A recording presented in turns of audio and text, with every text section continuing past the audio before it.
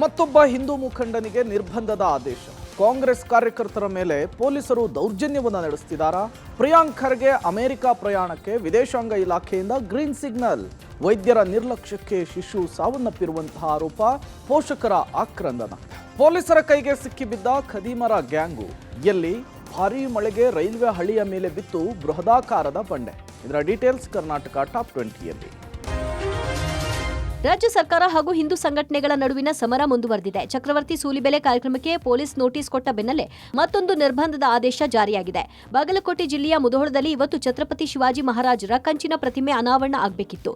ಸಾವಿರಾರು ಜನರ ಸಮ್ಮುಖದಲ್ಲಿ ಹಿಂದೂ ಜಾಗರಣ ವೇದಿಕೆಯ ಮುಖಂಡ ಶ್ರೀಕಾಂತ್ ಶೆಟ್ಟಿ ಶಿವಾಜಿ ಮಹಾರಾಜರ ಬಗ್ಗೆ ಉಪನ್ಯಾಸ ನೀಡಬೇಕಿತ್ತು. ಕಾರ್ಯಕ್ರಮ ನಡೆಯಲು ಕೆಲವೇ ಗಂಟೆಗಳು ಬಾಕಿ ಇರುವಾಗ ಶ್ರೀಕಾಂತ್ ಶೆಟ್ಟಿಗೆ ಜಿಲ್ಲಾಡಳಿತ ನಿಷೇಧದ ನೋಟಿಸ್ ಕಳುಹಿಸಿದೆ. ಈ ಬೆಳವಣಿಗೆಯನ್ನು ಹಿಂದೂ ಜಾಗರಣ ವೇದಿಕೆ ಖಂಡಿಸಿದೆ. ಕೋರ್ಟ್ಗೆ ಹೋಗುವ ಅವಕಾಶವನ್ನ ನೀಡದೆ ರಾತ್ರಿ ನೋಟಿಸ್ ನೀಡಿದೆ ಅಂತ ಶ್ರೀಕಾಂತ್ ಶೆಟ್ಟಿ ಅಸಮಾಧಾನ ವ್ಯಕ್ತಪಡಿಸಿದ್ದಾರೆ. ಸರ್ಕಾರದ ಈ ನಡೆಯನ್ನ ಉಡುಪಿ ಜಿಲ್ಲಾ ಉಸ್ತುವಾರಿ ಸಚಿವೆ ಲಕ್ಷ್ಮೀ ಹೆಬ್ಬಾಳ್ಕರ್ ಸಮರ್ಥನೆ ಮಾಡಿಕೊಂಡಿದ್ದಾರೆ. ಸಮಾಜದ ಕೋಮು ಸೌಹಾರ್ದತೆ ಕೆಡಿಸಬಾರದು, ವಿಷ ಬೀಜ ಬಿತ್ತುವವರ ವಿರುದ್ಧ ಕಾನೂನು ಕ್ರಮ ಆಗುತ್ತೆ ಎಂದಿದ್ದಾರೆ. 17ನೇ ತಾರೀಕಿಗೆ ನನ್ನ ವಿರುದ್ಧ ಅಲ್ಲಿಯ ಜಿಲ್ಲಾಡಳಿತ ಒಂದು ನಿರ್ಬಂಧವನ್ನು ವಿಧಿಸಿ, ಜಿಲ್ಲೆಗೆ 3 ತಿಂಗಳ ಕಾಲ ಬರಬಾರದು ಅಂತ ನಿರ್ಬಂಧವನ್ನು ವಿಧಿಸಿ ಒಂದು ಆದೇಶವನ್ನು ಜಾರಿ ಮಾಡಿದೆ. 17ನೇ ತಾರೀಕಿಗೆ ಮಾಡಿದಂತಾದರೆ ನನಗೆ ಅದನ್ನು ಮುಟ್ಟಿಸಬೇಕಿತ್ತು, ಅದರ ಮರುದಿನವೇ ಮುಟ್ಟಿಸಬೇಕಿತ್ತು. ಆದರೆ ನಾನು ನ್ಯಾಯಾಲಯಕ್ಕೆ ಹೋಗಬಾರ್ದು ಅನ್ನುವ ಕಾರಣಕ್ಕಾಗಿ ಅದನ್ನು ನಿನ್ನೆ ತಂದು ನನಗೆ ಕೊಟ್ಟಿದ್ದಾರೆ. ಯಾವ ವಾಗ್ಮಿಗಳನ್ನಾಗಲಿ ಯಾವ ಭಾಷಣಕಾರನನ್ನಾಗಲಿ ನಾವು ಟಾರ್ಗೆಟ್ ಮಾಡೋದಿಲ್ಲ. ಭಾಷಣ ವಿಷಯ ಆಧಾರಿತವಾಗಿರಬೇಕು, ವಿಷಯಾಂತರ ಆಗಬಾರ್ದು. ಸಮಾಜದಲ್ಲಿ ಕೋಮು ಸೌಹಾರ್ದತೆಯನ್ನು ಕೆಡಿಸಬಾರ್ದು. ಫೇಸ್ಬುಕ್ನಲ್ಲಿ ಕೋಮು ದ್ವೇಷದ ಪೋಸ್ಟ್ ಮಾಡೋರನ್ನ ಠಾಣೆಗೆ ಕರೆಸಿ ಅವರಿಂದಲೇ ಕ್ಷಮಾಪಣೆ ಕೇಳಿಸೋ ಕೆಲಸವನ್ನ ಇತ್ತೀಚೆಗೆ ಮಂಗಳೂರಿನ ಕುಡುಪುವಿನಲ್ಲಿ ಅಶ್ರಫ್ ಎಂಬಾತನನ್ನ ಗುಂಪು ಹತ್ಯೆ ನಡೆಸಲಾಗಿತ್ತು. ಈ ಪ್ರಕರಣದಲ್ಲಿ ಬಿಜೆಪಿ ಮುಖಂಡನೊಬ್ಬನ ನಂಟು ಇದೆ. ಆತನನ್ನ ಪೊಲೀಸರು ಬಂಧಿಸಿಲ್ಲ ಎಂದು ಕಾಂಗ್ರೆಸ್ ಕಾರ್ಯಕರ್ತ ಕೆಪಿಸಿಸಿ ಪ್ರಧಾನ ಕಾರ್ಯದರ್ಶಿ ಇನಾಯತ್ ಅಲಿ ಆಪ್ತ ಸಜಿತ್ ಶೆಟ್ಟಿ ತನ್ನ ಫೇಸ್ಬುಕ್ನಲ್ಲಿ ಪೋಸ್ಟ್ ಮಾಡಿದ್ದ. ಹೀಗಾಗಿ ಆತನನ್ನ ಮಂಗಳೂರಿನ ಸೆಂಠಾಣಾ ಪೊಲೀಸರು ಕರೆಸಿ ವಿಚಾರಣೆ ನಡೆಸಿದ್ದಾರೆ. ಬಳಿಕ ಪೋಸ್ಟ್ ಮಾಡಿದ್ದಕ್ಕಾಗಿ ಕ್ಷಮಾಪಣೆ ಕೇಳಿಸಿ ಅದರ ವಿಡಿಯೋವನ್ನ ಆತನ ಫೇಸ್ಬುಕ್ನಲ್ಲೇ ಪೋಸ್ಟ್ ಮಾಡಿಸಿದ್ದಾರೆ. ಇದು ವೈರಲ್ ಆದ ಬಳಿಕ ಸಜಿತ್ ಶೆಟ್ಟಿ ಮತ್ತೆ ಫೇಸ್ಬುಕ್ ಲೈವ್ ಬಂದು ಪೊಲೀಸರು ತನಗೆ ದೌರ್ಜನ್ಯ ನಡೆಸಿದ್ದಾರೆ, ಬಲವಂತವಾಗಿ ವಿಡಿಯೋ ಮಾಡಿಸಿದ್ದಾರೆ, ನನ್ನ ಜೀವಕ್ಕೇನಾದ್ರೂ ತೊಂದರೆ ಆದ್ರೆ ಪೊಲೀಸರೇ ಕಾರಣ, ಆತ್ಮಹತ್ಯೆ ಮಾಡಿಕೊಳ್ಳೋ ನಿರ್ಧಾರಕ್ಕೂ ಬಂದಿದ್ದೇನೆ ಎಂದು ಲೈವ್ ನಲ್ಲಿ ಹೇಳಿಕೊಂಡಿದ್ದಾನೆ. ಒತ್ತಾಯಪೂರ್ವವಾಗಿ ನಿಲ್ಲಿಸಿ ನನ್ನನ್ನು ವಿಡಿಯೋ ಮಾಡಿದರು. ಅವರೇ ಸ್ವತಃವಾಗಿ ಬರೆದು ಕನ್ನಡದಲ್ಲಿ ಅವರ ಬರದಲ್ಲಿ ಬರೆದಂಥ ಇದನ್ನು ನನ್ನನ್ನು ಕ್ಯಾಮರಾದ ಮುಂದೆ ನಿಲ್ಲಿಸಿ ಅದನ್ನು ಓದಿಸಿದರು ನನ್ನ ಹತ್ರ ಬಲವಂತವಾಗಿ. ನಾನು ಟೋಟಲಿ ಟಾರ್ಚರ್ನಲ್ಲಿ ಅಲ್ಲಿ ಏನು ಹೇಳಬೇಕು ನನಗೆ ಅರ್ಥ ಆಗ್ತಿಲ್ಲ. ಸಚಿವ ಪ್ರಿಯಾಂಕ್ ಖರ್ಗೆಗೆ ಅಮೆರಿಕ ಪ್ರಯಾಣಕ್ಕೆ ವಿದೇಶಾಂಗ ಇಲಾಖೆಯಿಂದ ಗ್ರೀನ್ ಸಿಗ್ನಲ್ ಸಿಕ್ಕಿದೆ. ಆದರೆ ಪ್ರವಾಸ ನಿರ್ಬಂಧ ಕುರಿತು ಕ್ಲಾರಿಟಿ ಕೊಡದೆ ವಿದೇಶಾಂಗ ಇಲಾಖೆ ಪ್ರಿಯಾಂಕ್ ಖರ್ಗೆ ಅಮೆರಿಕ ಪ್ರವಾಸಕ್ಕೆ ಒಪ್ಪಿಗೆ ಕೊಟ್ಟಿದೆ. ಮೊನ್ನೆ ತಾನೇ ವಿದೇಶಾಂಗ ಇಲಾಖೆಗೆ ಸ್ಪಷ್ಟನೆ ಕೇಳಿ ಪ್ರಿಯಾಂಕ್ ಖರ್ಗೆ 2 ಪುಟಗಳ ಪತ್ರ ಬರೆದಿದ್ರು. ಪತ್ರ ಬರೆದ 2 ದಿನಕ್ಕೆ ಅಮೆರಿಕ ಪ್ರವಾಸಕ್ಕೆ ವಿದೇಶಾಂಗ ಇಲಾಖೆ ಒಪ್ಪಿಗೆ ನೀಡಿದೆ. ಆದರೆ ಯಾವುದೇ ಸ್ಪಷ್ಟೀಕರಣ ಕೊಡದೆ ಕೇವಲ ಪ್ರವಾಸಕ್ಕೆ ಒಪ್ಪಿಗೆ ಕೊಟ್ಟಿದೆ. ಇದರಿಂದ ಪ್ರಿಯಾಂಕ್ ಖರ್ಗೆ ಮತ್ತೆ ಆಕ್ರೋಶ ವ್ಯಕ್ತಪಡಿಸಿದ್ದಾರೆ. ಅನುಮತಿ ಕೊಟ್ಟಂಗೂ ಆಗಬೇಕು, ತಡೆದಂಗೂ ಆಗಬೇಕು, ಇದು ಕರ್ನಾಟಕಕ್ಕೆ ಮಾಡಿರುವ ಅಪಮಾನ ಎಂದಿದ್ದಾರೆ. ಕರ್ನಾಟಕದ ಒಬ್ಬ ಮಂತ್ರಿ ಬಂಡವಾಳ ತರಲು ಹೋಗ್ತಾ ಇದ್ರು, ಇದನ್ನ ತಡೆಯಲಾಗಿದೆ, ಮೊದಲು ತಡೆದದ್ದು ಯಾಕೆ, ಅದಕ್ಕೆ ಕಾರಣ ಕೊಡ್ಲಿ ಅಂತ ಕೇಂದ್ರದ ವಿರುದ್ಧ ವಾಗ್ದಾಳಿ ನಡೆಸಿದ್ದಾರೆ. ಏನು ಅವ್ರ ಮನಸ್ಸಿನಲ್ಲಿ ಏನು ಪರಿವರ್ತನೆ ಆಯಿತು ಗೊತ್ತಿಲ್ಲ. ಏಕಾಏಕಿ we revoke our previous decision ಅಂತ. ಈಗ ರಿವೋಕ್ ಅನ್ನೋದು ಸೆಕೆಂಡ್ರಿ, ಅದನ್ನ ಇನ್ವೋಕ್ ಯಾಕೆ ಮಾಡಿದ್ರಿ ಫಸ್ಟ್ ಅಂತ ನಾನು ಕೇಳ್ತಾ ಇರೋದು. ಬೆಂಗಳೂರಿನ ರಾಜಾಜಿನಗರದ ಇಎಸ್ಐ ಆಸ್ಪತ್ರೆಯಲ್ಲಿ ನವಜಾತ ಶಿಶು ಸಾವನ್ನಪ್ಪಿದೆ. ವೈದ್ಯರು ಡೆಲಿವರಿ ಮಾಡಿಸುವಲ್ಲಿ ವಿಳಂಬ ಮಾಡಿದ್ರಿಂದ ಶಿಶು ಸಾವನ್ನಪ್ಪಿದೆ ಅಂತ ಸಂಬಂಧಿಕರು ಆರೋಪಿಸಿದ್ದಾರೆ. ಕಮಲಾನಗರದ ಸಂಗೀತಂ ಜೋಸ್ನಾಗೆ ಹೆರಿಗೆ ನೋವು ಕಾಣಿಸಿಕೊಂಡ ಹಿನ್ನೆಲೆ ಪತಿ ಸುನಿಲ್ ಕಳೆದ ಭಾನುವಾರ ಮಧ್ಯಾಹ್ನ ಇಎಸ್ಐ ಆಸ್ಪತ್ರೆಗೆ ಕರೆತಂದು ಅಡ್ಮಿಟ್ ಮಾಡಿದ್ದಾರೆ. ಸೋಮವಾರ ಹೆರಿಗೆ ನೋವು ಕಾಣಿಸಿಕೊಂಡಿದ್ರು ವೈದ್ಯರು ಹೆರಿಗೆ ಮಾಡಿಸಿಲ್ಲವಂತೆ. ವಿಪರೀತ ವಾಟರ್ ಡಿಸ್ಚಾರ್ಜ್ ಆದಾಗ ಡೆಲಿವರಿ ಮಾಡಿಸಿ ಅಂದ್ರೂ ಮಾಡಲಿಲ್ವಂತೆ.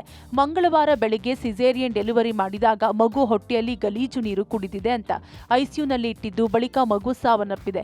ವೈದ್ಯರ ನಿರ್ಲಕ್ಷ್ಯದಿಂದಲೇ ಮಗು ಸಾವನ್ನಪ್ಪಿದೆ ಅಂತ ಪೋಷಕರು ಸಂಬಂಧಿಕರು ಆಕ್ರೋಶ ವ್ಯಕ್ತಪಡಿಸಿದ್ದಾರೆ. ಆದರೆ ಮೆಡಿಕಲ್ ಸೂಪರಿಂಟೆಂಡೆಂಟ್ ಆರೋಪ ಅಲ್ಲಗಳೆದಿದ್ದಾರೆ.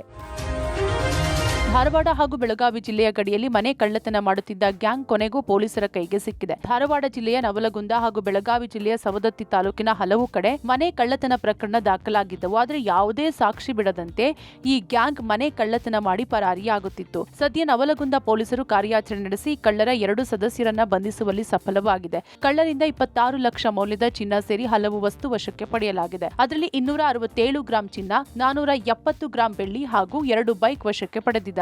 ಸದ್ಯ ನವಲಗುಂದ ಪೊಲೀಸರು 6 ಜನ ಕಳ್ಳರ ಮೇಲೆ ದರೋಡೆ ಪ್ರಕರಣ ದಾಖಲಿಸಿಕೊಂಡಿದ್ದಾರೆ.